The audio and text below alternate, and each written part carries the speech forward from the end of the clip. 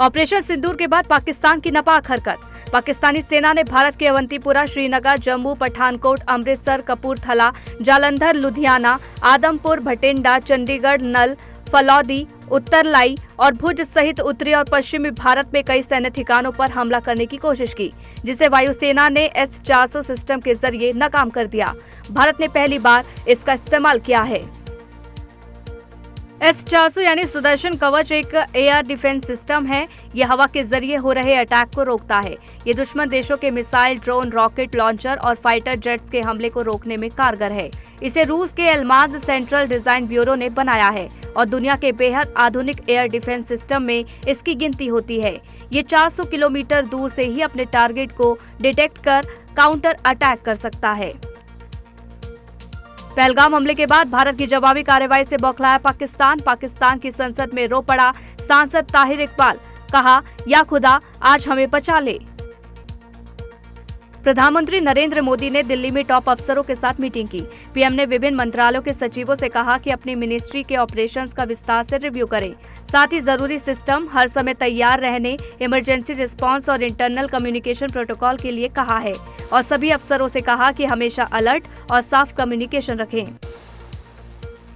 विदेश मंत्री doctor S Jaishankar ने ईरान के विदेश मंत्री सैयद अब्बास से द्विपक्षीय बैठक में कहा कि पाकिस्तान के आतंकी ठिकानों पर की गई कार्रवाई सोची समझी और सीमित थी। उनका इरादा तनाव बढ़ाने का नहीं है, लेकिन अगर भारत पर कोई सैन्य हमला होता है तो इसका जवाब बहुत कड़ा और निर्णायक होगा। यूरोपीय यूनियन और उसके 27 सदस्य देशों ने 22 अप्रैल को जम्मू कश्मीर के पहलगाम में हुए जघन्य आतंकवादी हमले की निंदा की। ईयू ने कहा कि आतंकवाद को कभी भी उचित नहीं ठहराया जा सकता। हमले के लिए जिम्मेदार लोगों को न्याय के कटघरे में लाया जाना चाहिए।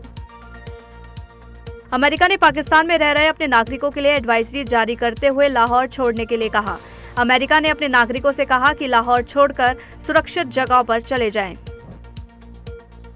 पाकिस्तान पर भारत के एक्शन के बीच चीन का बड़ा बयान सामने आया है। इसे सुनकर पाकिस्तान को झटका जरूर लगेगा। चीन ने कहा कि हम सभी प्रकार के आतंक के खिलाफ हैं। वहीं चीन ने भारत से शांति बहाल करने की अपील की है। LOC और इंटरनेशनल बॉर्डर पर पाकिस्तानी सेना लगातार हैवी फायरिंग कर रही है। गुरुवार को लगातार दूसरी रात कुपवाड़ा, बारामूला, उरी और अखनूर में फायरिंग की। भारतीय सेना ने फायरिंग का दिया मुंहतोड़ जवाब। पुंछ में बुधवार को LOC पर फायरिंग के चलते 15 भारतीयों की मौत हो गई थी। पंजाब के सीमावर्ती जिला गुरदासपुर में रोजाना रात को ब्लैकआउट रहेगा। यहाँ अगले आदेश तक रात 9 बजे से अगले दिन सुबह 5 बजे तक ब्लैकआउट लागू रहेगा।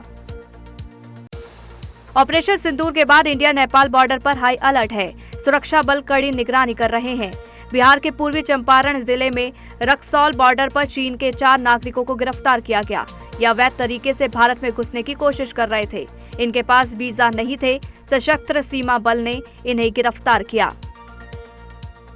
ऑपरेशन सिंदूर के बाद राजस्थान से सटे पाकिस्तान के गांव में सेना का मूवमेंट हो रहा है। इसके चलते 1037 किलोमीटर लंबे राजस्थान से लगे बॉर्डर को सील कर दिया गया है।